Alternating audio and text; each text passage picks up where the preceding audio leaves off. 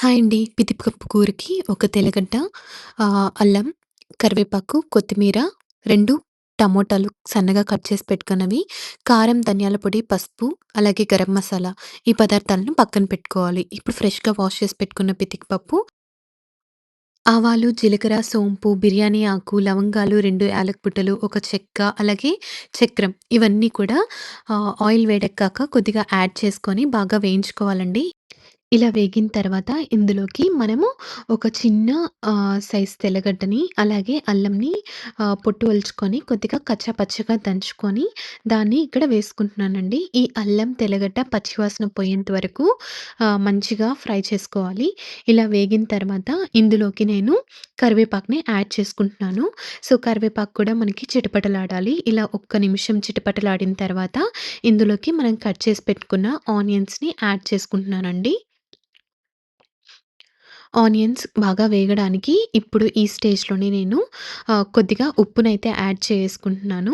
So, ఉప్పుని మనం ముందుగా యాడ్ చేసుకోవాలండి. అప్పుడు ఆనియన్స్ కొద్దిగా మంచిగా వేగుతాయన్నమాట. ఇలా వేగిన దీంట్లోకి మనం కట్ చేసి పెట్టుకున్న టమోటా ముక్కల్ని కూడా యాడ్ చేసుకుంటున్నాను. టమోటాలు ఎక్కువ వేసుకున్నానండి. ఎందుకంటే మనకి గ్రేవీ ఎక్కువ రావడం కోసం.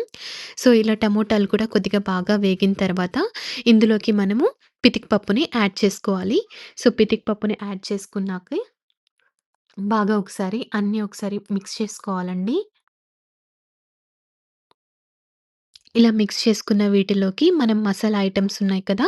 సో, పసుపు, కారం, ధనియాల పొడి, అలాగే గరం మసాలాను కూడా యాడ్ చేసుకుంటున్నాను.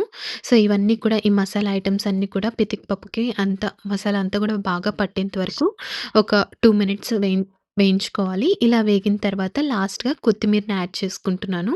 సో, కొత్తిమీరని సన్నగా కట్ చేసుకొని యాడ్ చేసుకొని లాస్ట్‌గా 2 గ్లాసెస్ ఆఫ్ వాటర్‌నయితే తీసుకుంటున్నానండి.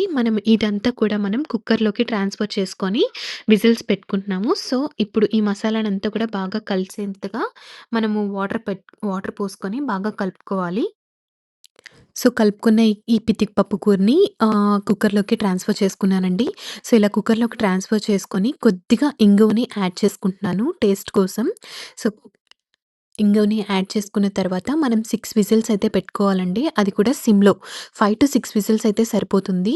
సిమ్‌లో పెట్టుకున్నాక మనం చూసినట్టయితే కూరైతే చక్కగా ఉడికిపోయిందండి. చూస్తున్నారు కదా! పప్పు బాగా ఉడికింది. ఈ స్టేజ్‌లో మనం దింపేసుకోవాలి.